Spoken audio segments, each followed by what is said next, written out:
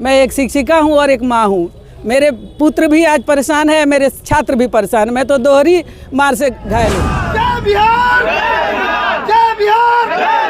जय बिहार! बिहार में जो जदयू और भाजपा की सरकार है, उनको जब तक तोड़ेंगे नहीं, जब तक हटाएंगे नहीं, तब तक हम मानेंगे नहीं। BA, BCom, BSc, MA, MCom करें विश्व की सबसे बड़ी यूनिवर्सिटी इग्नू से। सॉल्व असाइनमेंट्स और गाइड बुक्स प्राप्त करें। संपर्क करें Mahakal computers, DAV PG college के पास, पंच मंदिरा मोड़ से दाहिने, सिवान।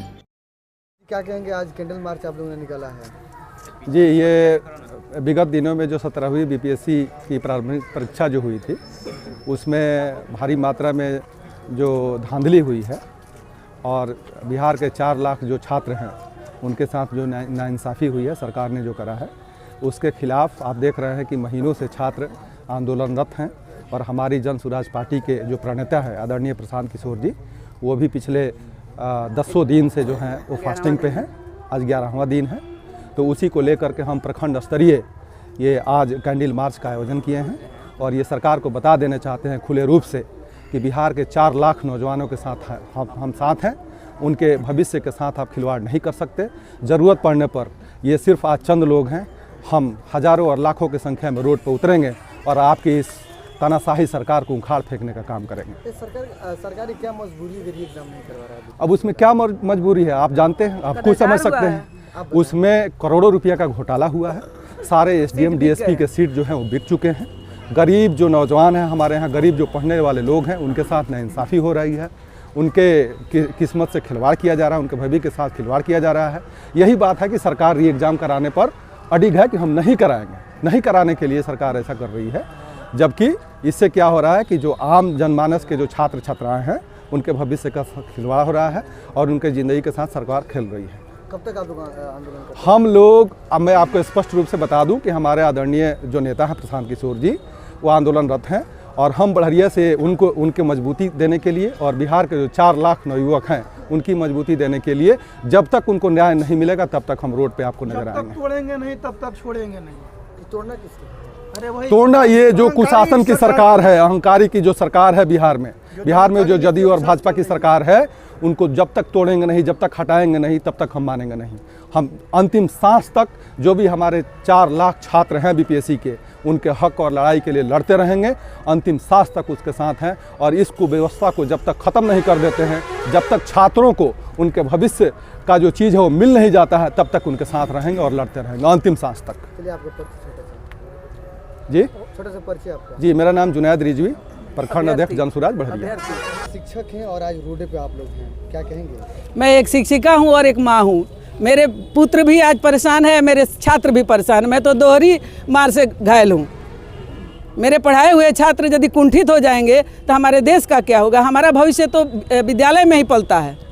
तो हमें एक शिक्षिका है, उसके नाते भी छात्रों के लिए लड़ना है, और एक माँ हूँ, तो अब जोड़ लीजिए कि हमारी दुगुनी जिम्मेवारी होती है।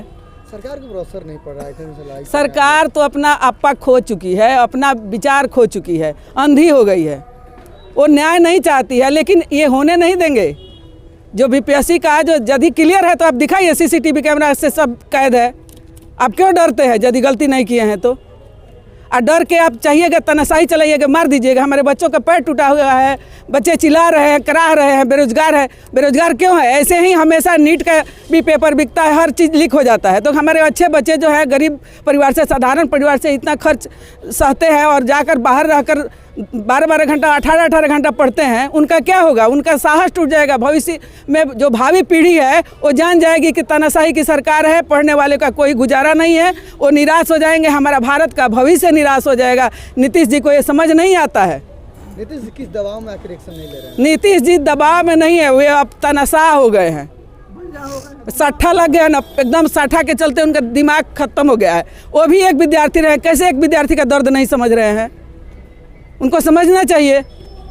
अरे गलती हो गई है, स्वीकार लीजिए कि कदाचार हो गया है। अकेले तो किए नहीं है, पूरा BPSC के सभी लोग हैं उसमें शामिल। चलिए मैडम, आपका परिचय?